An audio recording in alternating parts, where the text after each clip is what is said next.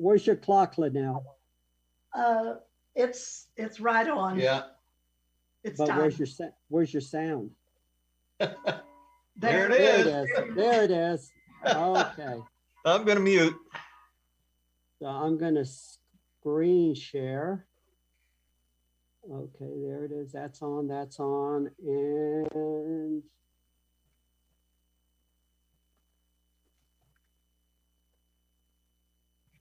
okay, am I on? Yes. Yes.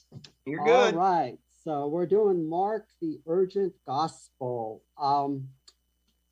Last month, December, first month of the quarter, we were finishing up Judges. So we had 9 weeks left in the quarter. So Gordon and I were looking for a 9-week class, and this one fit the bill, Mark the Urgent Gospel.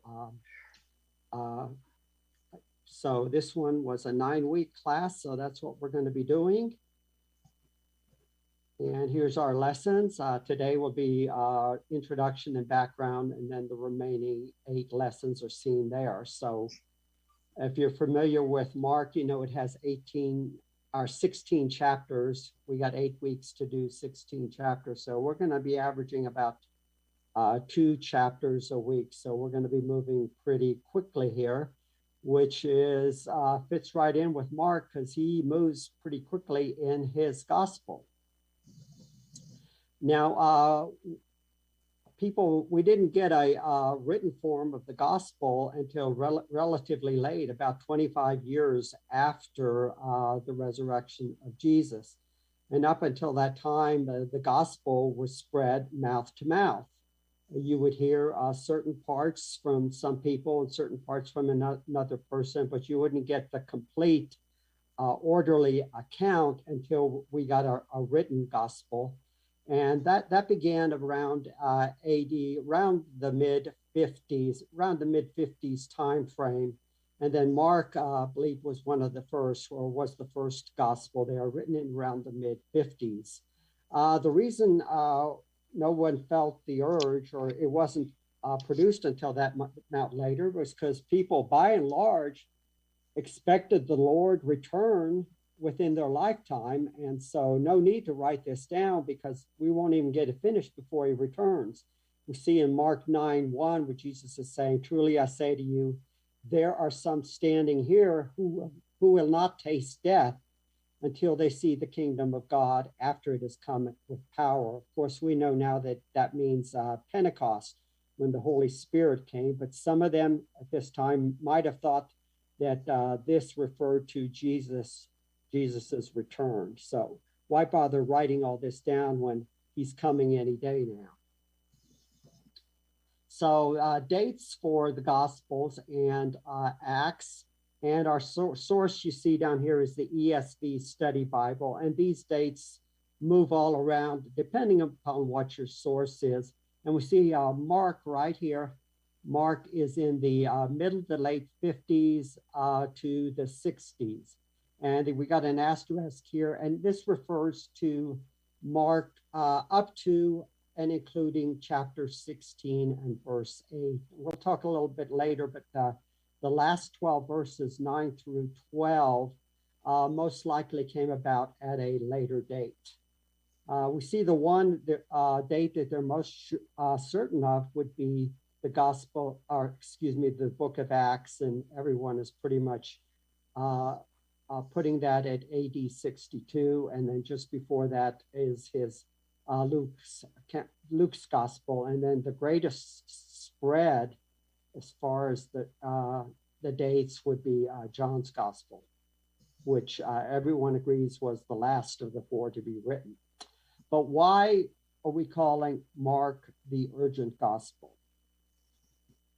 Well, it came about the first of the gospel. So there was an urgency in writing in that Mark, that this gospel was the first to appear on the scene, of course, according to most Bible scholars. It moves rather quickly. There's no mention of Jesus's birth. There's no genealogy, and there's no background material. So in that sense, Mark is a lot like John in that John also does not include the birth or the genealogy or any of that information. It starts right with Jesus there as an adult. It moves quickly, and it's the shortest of the four Gospels that we have with us today. In this Gospel, Jesus, he's constantly on the move, moving from one place to another. He's healing the sick. He is casting out the demons, or unclean spirits, as they are sometimes called. He is confronting his opponents, mainly the Pharisees at first, and then later on that'll be the scribes and the chief priests. But the issues that they're mostly concerned with, or is mentioned, is Jesus claiming that he has authority to forgive sins, and Jesus also not keeping the Sabbath day according to their standards. And we also have Jesus here, of course, instructing the 12 so that they will be ready to take over after his resurrection. There's plenty of immediate or at-once action, and this immediate or immediately is often used as a transition sentence in Mark's gospel. Just to show how fast it moves, within the first 11 verses of Mark's gospel, Jesus is proclaimed to be the Christ, the Son of God. He's baptized by John in the Jordan, and he's been anointed by the Holy Spirit. All this takes place in the first 11 verses. If you're looking at Luke's gospel, Jesus has not even been born at the end of the first chapter. Next two verses, verses 12 and 13, Jesus is out in the wilderness being tempted by Satan. Mark does this in 2 verses. He doesn't have all the complete account stating what the temptations were, which is covered in Matthew and Luke. The next 2 verses now, Jesus is back in Galilee and proclaiming the gospel. So all this takes place very quickly. And then by the end of the first chapter, Jesus has already called the first disciples. He's healed a man with an unclean spirit. He's cleansed the leper. He healed Simon's mother-in-law of the fever that she had, and he healed many who were brought to him in the city. He cleansed lepers. He healed several with unclean spirits or demons. I mentioned about the use of the immediately, and we see here comparing the 4 gospel accounts that Mark, even though Mark is the shortest of the gospels, he uses the term quite a bit more than Matthew and Luke do. And then we see, if you say, well, I don't see that many immediatelys in mind. If you're looking at the NIV or the New Living Translation, NLT, you see the immediately is really cut down there. And if you look at the same scale, you see that the NIV pretty much keeps the immediatelys in Matthew and Luke at around 16 or so, but it cuts them down. It takes out the immediatelys with regards to Mark's gospel. So why did he write this? To collect and arrange accounts of the deeds and the teachings of Jesus, to put these things in order, to have an orderly and connected written account. Before this time, you'd hear various accounts, various parts of the gospel story from certain people who had heard it, but you didn't get the connected account from beginning to resurrection as it went if you had a written account. And made sure that everyone had the same account that they could verify.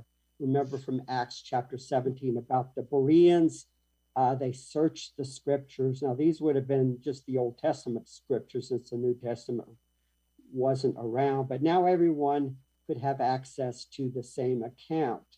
But keep in mind, this didn't happen right away. It took a while for these gospels to be copied and spread out, and so everyone could have have copies or at least access to the copy.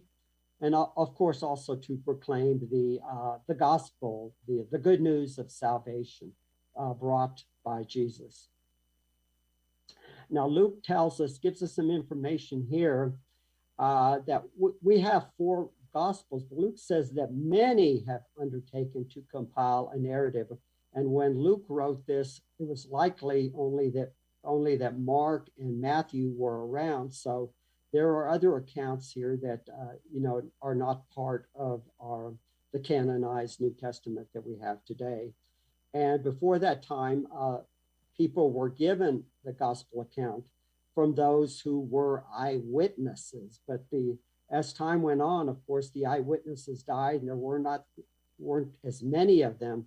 So Luke wanted to make sure that Theophilus would have an orderly account. So he decided to write an orderly account for him. He did that of the Gospels, and then he followed that up with an orderly account of the early church, going from the resurrection of Jesus to about 62 AD. Okay, let's get into the authorship. All the apostolic fathers, the early chief church leaders, going from the early 2nd century Papias to the early 4th century church historian Eusebius, they're pretty much all in agreement that Mark was the author of this gospel, which now we have as the 2nd gospel. So his authorship was not doubted at any time during this early apostolic age. Although the Gospel of Mark, like the other 3 Gospels, is anonymous, there's no mention of who the author is, although in Luke's account we do have information on who the recipient was. But there was a strong tradition that Mark was the author, and that he got his information due to his close association with the Apostle Peter. And it's believed that what Mark has in his gospel was what Peter had told him about the ministry of Jesus. And that was the source of Mark's information. So the criteria for acceptance into the New Testament canon, which of course Mark was accepted early on into the New Testament canon, along with the other 3 Gospels, Matthew, Luke, and John. The author had to be an apostle or an associate of apostle, a disciple. And of course, Matthew and John fit that criteria since they were both apostles. Luke was a close associate of Paul, of course, was with him, a traveling companion of Paul, so his was accepted. And Mark was an associate of both Paul and Peter, from whom he got the information to prepare that gospel. Now, what about Hebrews? We don't know who the author is there, but I believe they believe that the letter to the Hebrews was so good, they felt it was inspired, and so it was included into the New Testament canon. There had to be doctrinal soundness, historical and geographic accuracy, and it had to believe that the work was God-breathed or inspired of the Holy Spirit, and it had to be accepted by the early church. So Mark's gospel met all these criteria, and it was accepted into the New Testament canon. It is believed that Mark wrote his gospel in Rome, and I believe that Peter was in Rome also at this time, and written because writing to a Roman audience here, knowing that Jesus died on the cross, which was a shameful form of execution, and only the lowliest of criminals died in this way.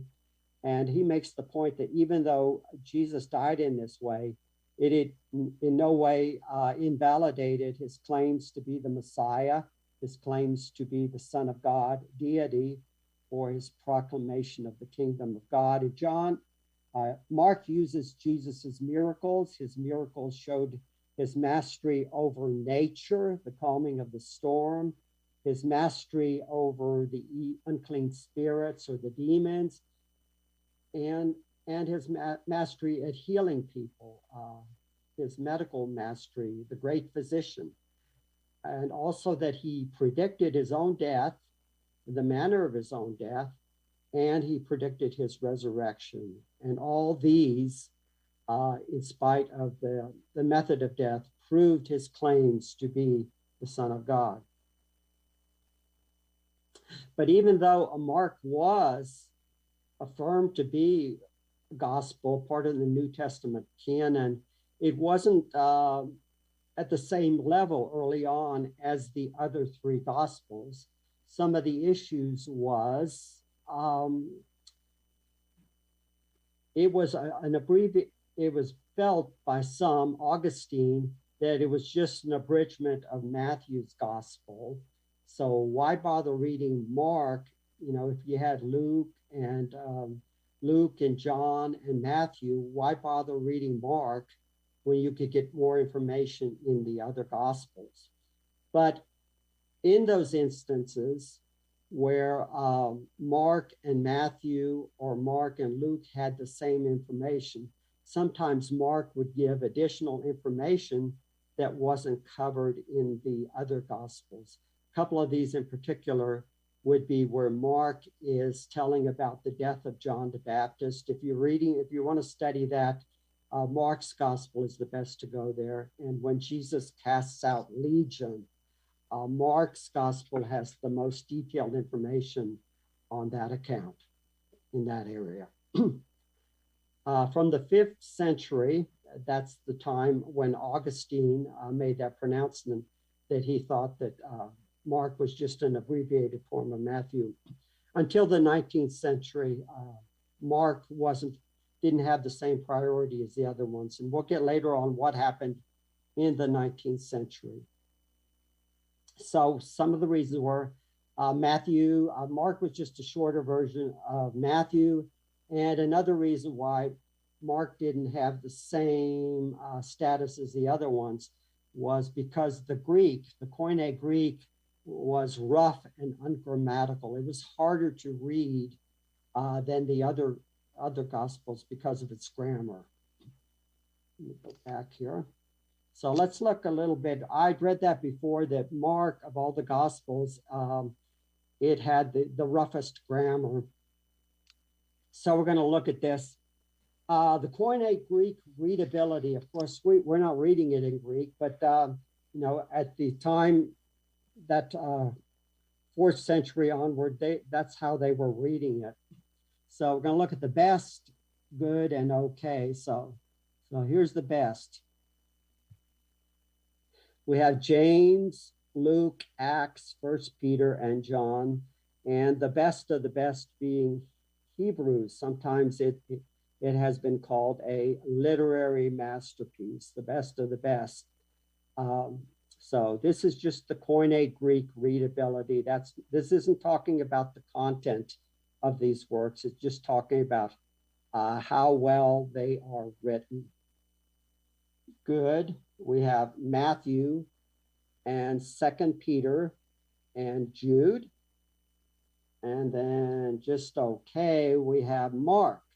So looking at Augustine's point, so Mark is the shortest. Now if you have Luke and John, really well written, and then you have Matthew here, good. If you have these three gospels here that are well written, and then you have Mark, which is short and not as well written, you know, why would you want to read Mark? But we look at Luke and Acts. So Luke's works were really well written compared to Mark's. But keep in mind, when Luke wrote his gospel, he had a long time to write it. Luke went with Paul. Luke accompanied Paul when he went back to Jerusalem, and he was back with Paul for those 4 years when Paul was in custody of Felix and Festus. So he had a long time to work on his gospel. Surprising maybe that Revelation is down here at the bottom when it was written by John. John was one of the best here. There were the place where I got this, people commented on this, and it said, it's not surprising that Revelation's down here at the bottom. If I saw what John saw in the book of Revelation, I'd be freaked out too. Paul is sort of a mixed bag here. Paul could compose beautiful Koine Greek, but it seems, consensus here, that he did not often have time for revisions. Well, that makes sense here because Paul's letters were occasional documents which he had to get out quickly. He'd heard from Chloe's household that there were divisions in Corinth. So he gets off a quick letter and confronts them about these divisions here. He'd heard that the churches in Galatians were going to a different gospel, which was not a gospel at all. So he gets off a quick letter to them. He'd heard that the Christians in Thessalonica were concerned about those who had died before the return of Christ, that they would miss out in the blessings of the new kingdom. So he had to get that straight. And he'd also heard that there were those in Thessalonica that thought the Lord was coming anytime soon. So why should I bother to work? And he corrects that. He's saying, he that doesn't work shouldn't eat. So that might be the reason for Paul's Koine being a mixed bag here. Because also keep in mind that Paul's letters had different amanuenses. So how much did the quality of writing of the amanuensis take into account on the Greek readability? A little bit background on the Koine Greek. The Koine Greek, especially in Mark's gospel, it seems to play fast and loose with classical grammar and style, but keep in mind, Mark is not writing in classical Greek. Koine Greek means common Greek, language of the people, and it didn't always have strict rules like classical Greek did. Both the New Testament and the Septuagint, that was the Greek version of the Old Testament, were written in Koine Greek. Septuagint written about 3rd century BC. The Septuagint, since the New Testament and the Septuagint were both written in Koine Greek, the New Testament writers tended to quote from the Septuagint rather than the Hebrew Old Testament, which made it a lot simpler. You're just taking quotes from Greek and putting it into your own Greek work there, instead of having to translate from Hebrew to the Greek. The Septuagint writers, who were language experts, already did that for you. So why redo what they had already done? Koine, it was spoken by the people who mostly spoke it as a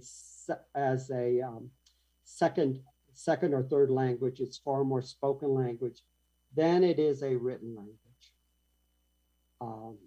Now, the reason for Mark's gospel maybe not getting the credibility or getting the readership the other ones did, it reads like Greek, written by someone who mostly spoke Hebrew or Aramaic, who could just get by in Koine and when needed. Koine came from classical Greek. A.T. Robertson, who's best known for his Harmony of Gospels, states that Koine Greek was more practical than it was academic. It had simple grammar and sentence construction made easier. It was the language of life, not the language of books. But fortunately, today we don't need to be concerned whether the New Testament writer wrote in good Koine or not, because we can read it in English. We should be thankful that we do not have to read the Old Testament in Hebrew and the New Testament in Greek. We have Bible translators that have taken care of for us, and they've evened out the language so that Mark reads just as well as John and Luke do because of the work of our translators, translation team. And I didn't realize that until preparing for this lesson, but there's actually a day, September 30th, which is International Bible Translation Day, where we can take the opportunity to give thanks for all the work that our Bible translators have done. And in English, we're especially blessed. We have so many English Bibles, different types of Bibles, formal equivalents like the King James, ESV, dynamic equivalents. We have the NIV. We have paraphrases like the Message and the New Living Translation. So we are truly blessed with translations, of various types of translation, especially in the English language. And now interesting thing, when we read the Gospels, we think of reading them in translation, but we're actually reading, when we have dialogue, people speaking, we're actually reading a translation of a translation, going from Aramaic to Koine Greek to English. Aramaic being the everyday language spoken by the New Testament Jews. And when in the New Testament, that gets translated into Koine Greek, and then we can read it in English.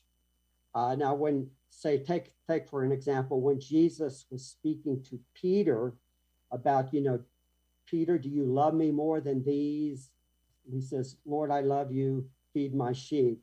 Well, we got here this private conversation between two Galilean Jews. There'd be no way that Jesus was speaking to Peter in Greek. He would be speaking to him in his native language of Aramaic.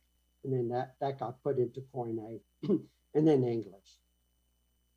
We see an example of this here too, where in John 1st chapter, Jesus calls Simon, Cephas or Cephas. That gets changed to Petros, and then we have it as Peter. Now, I mentioned earlier in the 19th century that Mark then came out from under the shadow there, and it received priority because of some scholarship work in the 19th century. 19th century, this would be the 1800s, biblical scholars in Germany, this was mostly happening in Germany, concluded that Mark was the first of the four Gospels to be written, and that both Matthew and Luke used Mark as the source in their writing. Of course, that brought Mark out from the shadows, and interest in his gospel skyrocketed then with his news that he was the first. He was seen as the original gospel containing the uninterpreted historical facts about Jesus of Nazareth. Matthew and Mark represented expansions and interpretations, while Mark was the pure gospel containing just what was necessary there. Because of that, Mark was the shortest of the gospel accounts. There's not as much dialogue in Mark as there are in the other ones. For instance, Matthew spends what we have is 3 chapters on the Sermon on the Mount. And if you look at A.T. Robertson's Harmony of the Gospel, Mark does not have any of the Sermon on the Mount in his gospel account. So looking at Mark here, you can see here from this chart here, the 3 books in the red box there are what we know as the Synoptic Gospels, which is the same eye, the same vision. We see that Mark is the shortest with regard to the number of chapters, shortest with the number of verses, and shortest with the number of words. And 673 verses includes those 12 verses, 9 through 21. But a lot of Mark is contained within Matthew's, and Luke's accounts.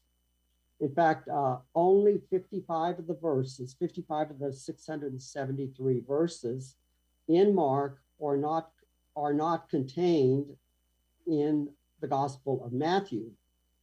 And of those 55, 24 are in Luke. So only 31 verses in Mark are not contained in either Matthew or Luke. So Mark has 31 unique verses. So only 3% of Mark is not found in Matthew or Luke. So this next chart shows us what's part of those 3%. Jesus is saying that the Sabbath was made for man. Some of the other sayings. Mark has two parables that are not contained in Matthew and Luke. Of course, John doesn't have any parables, but the parable of the lamp under the basket and the good seed growing are not contained in either Matthew or Luke. As I mentioned earlier, the casting out of the demons, Legion, Mark gives us more information than do Matthew and Luke. And Mark is the only one that mentions that there were 2,000 pigs, or about 2,000 pigs. The feeding of the 5,000, we know this is the only miracle that is in all four Gospels. And the Gospels tells us that this feeding was in a desolate place. And we tend to think of that, oh, they're out in the desert someplace with the tumbleweeds. But Mark tells us that they sat down on green grass. We have two cures, the deaf mute and the blind man, that are not contained in any of the other Gospels. And the last one, Mark is the only one tells us about when Jesus is arrested, about the young man who ran away naked. Some indications that Mark was written for non-Jewish recipients. We mentioned earlier about possibly being written in Rome, is that he includes and translates some Aramaic expressions. You see them listed there. Luke and Matthew, they just have the expressions. They don't include the Aramaic. Mark explains Jewish customs. There's 3 passages listed here. This would not have been necessary if he's writing, say, for a Jewish audience, such as Matthew. Matthew's believed writing to a Jewish audience. And he mentions that the palace to where the soldiers take Jesus was called the Praetorium, the governor's residence. Names of the gospel. Well, it's called Mark, isn't it? Well, yes, in most of our Bibles, it is called just simply Mark, but that's not always the case. The Geneva Bible, written in the 16th century, 1560, calls it the Holy Gospel of Jesus Christ according to Mark. Now, it was because of the Geneva Bible that we have the King James Version. King James did not at all like the Geneva Bible. He did not care for it. Geneva Bible was the first, one of the first Bibles, perhaps the first, that contained commentary and notes. And some of these notes or commentary sort of limited the position, limited the authority of the king. And King James thought that this was seditious. So he had Bible scholars to come up with a new version of the Bible, which we know as the King James Version. And when it came out in 1611, he banned the Geneva Bible from use in England. The Authorized Version called it the Gospel according to St. Mark. Now, some of us have the New American Standard. The New American Standard, the NRSV, call it the Gospel according to Mark. And the New Testament in Greek, the Nestle Alemán, calls it Kata Markon, which is according to Mark. And that was believed to be one of the earliest names for the gospel. So let's look at Mark the man. I think we've got 11 minutes left. Of course, John Mark. He's first mentioned in Acts 12:12 as the son of Mary. one of 7 Marys mentioned in the New Testament. It's interesting that Luke, the author of Acts, never mentions himself in the book of Acts, but he does mention Mark. And here's the passage here, Acts 12:12. This is when Herod Agrippa has killed James the apostle, and he locks up Peter and puts him in jail, puts him in prison, and an angel rescues him. Well, where does he go? He goes to the house of Mary, the mother of John, whose other name was Mark, where many were gathered together and were praying. So John, whose other name was Mark, and then we have John's cousin, Joseph, whose other name was Barnabas. So both John and Joseph have other names, Mark and Barnabas. And we also learn here that the house where Mark grew up was a large house where many could gather together. He's introduced as John, with Mark being his other name. Mark was a Greco-Roman name, Marcos. He's called John elsewhere in the book of Acts 2 other times, but in the epistles of Peter and epistles written by Paul, he is just called Mark. His mother Mary owned a large home where many were able to gather, and the household, they had at least one servant named Rhoda. They probably had more than one. She's just the one answering the door. At the time of Acts 12, which is AD 44, we know this because of the date that Herod Agrippa died. Mary was likely a widow at this time. He was the cousin of Barnabas, mentioned in Colossians 4:10. Interesting that Luke doesn't mention this in Acts, because at the time of Acts 12, Barnabas was already a main character in the book. It was through Barnabas that Mark met and worked with the Apostle Paul on that first missionary journey. In addition to Barnabas, both Peter and Paul would have a close relationship with John Mark, Peter at a later time. Peter refers to Mark as a son, 1 Peter 5:12, and then Paul, in spite of not wanting to take him along in that second missionary journey, Paul does state that Mark was useful to him in the last letter that he writes, 2 Timothy. Mark's association with the apostles would cover a 30-year span. Let's go 33 to 40.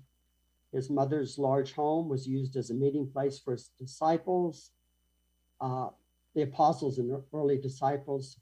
Peter goes here, and he knew to go here. This was the place he went after his escape from prison. Some scholars believe that Mark was the young man who ran away naked in the garden where Jesus was arrested. We'll get into that a little bit later in the 7 minutes we have left. And they also believe that Mark's parents' large home in Jerusalem contained the upper room where Jesus and the apostles ate the Last Supper.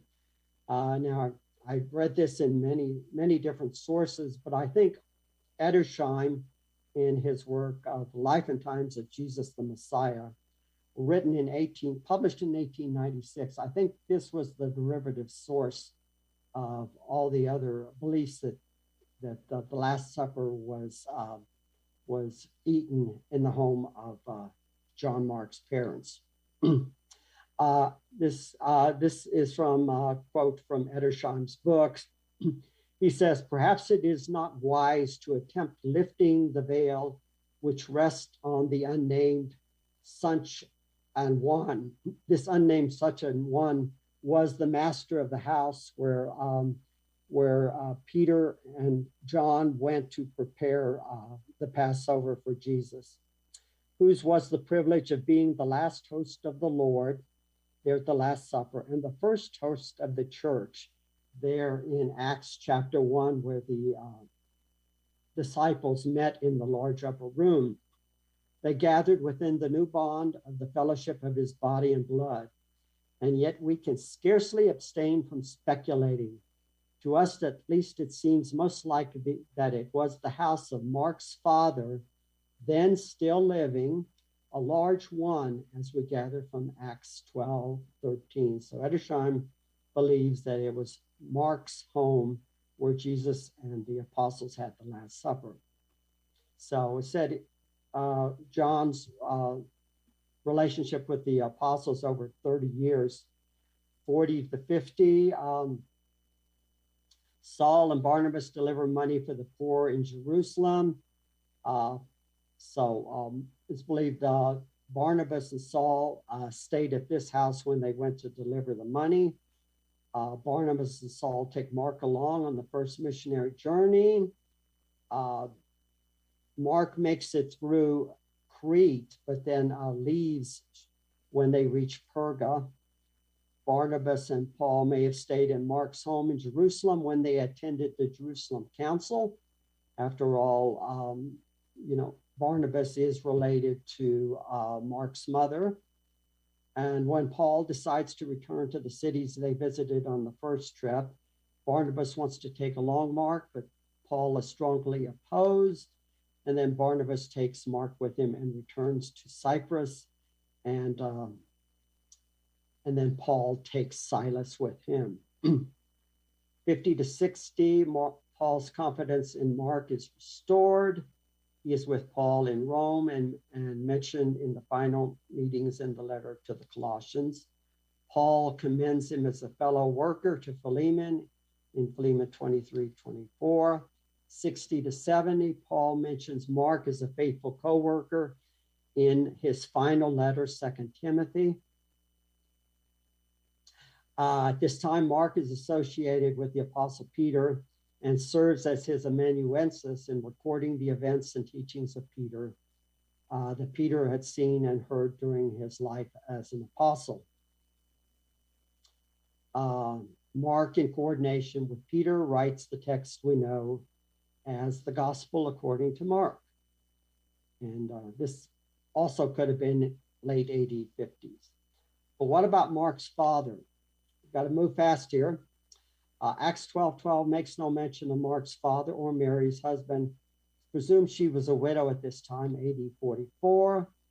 The Apostle John mentions in his gospel a disciple that Jesus loved, and it's believed that this disciple was John himself. Now, Mark also mentions a young man, he doesn't mention the name, wearing nothing but a linen cloth, who followed Jesus after his arrest. This young man, only mentioned in Mark, none of the other gospel, is believed to be Mark.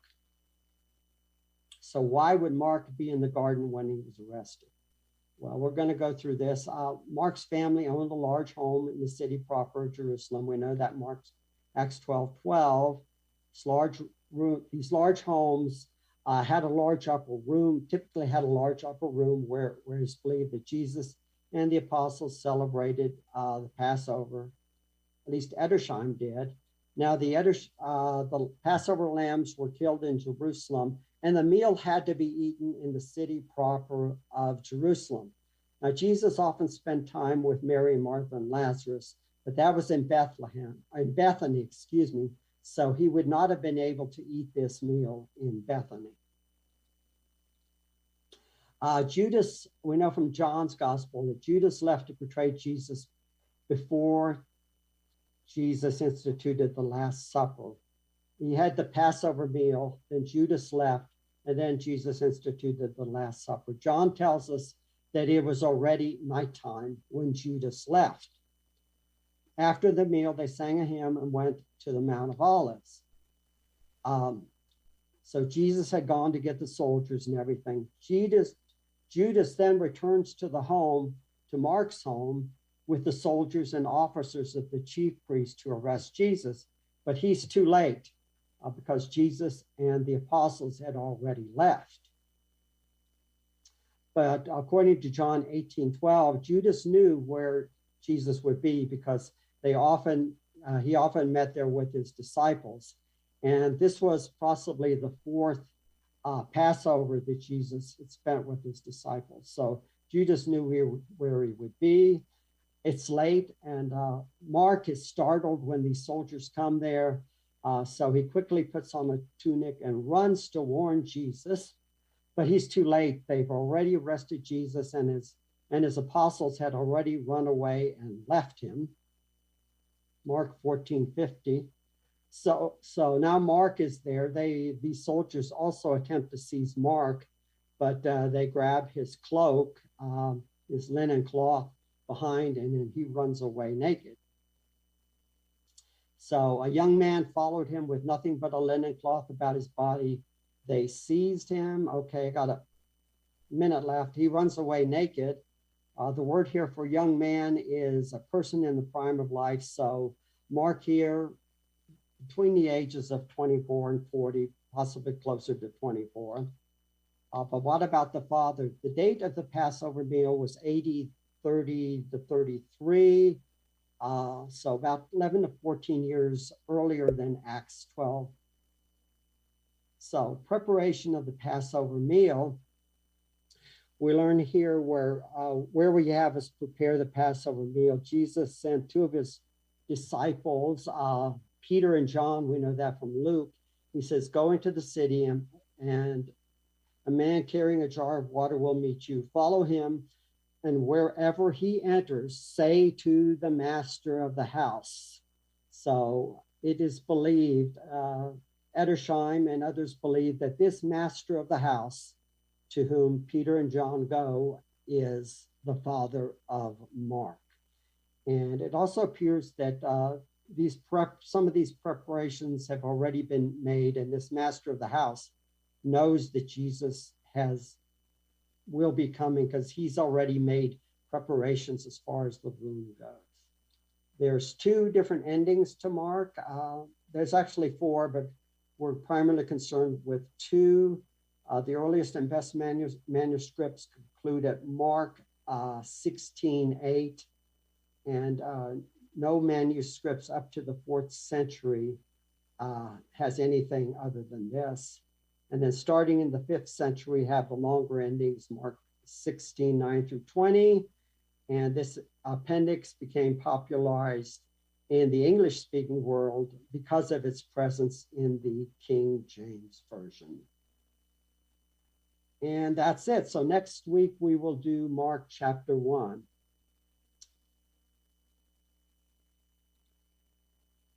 So that's it.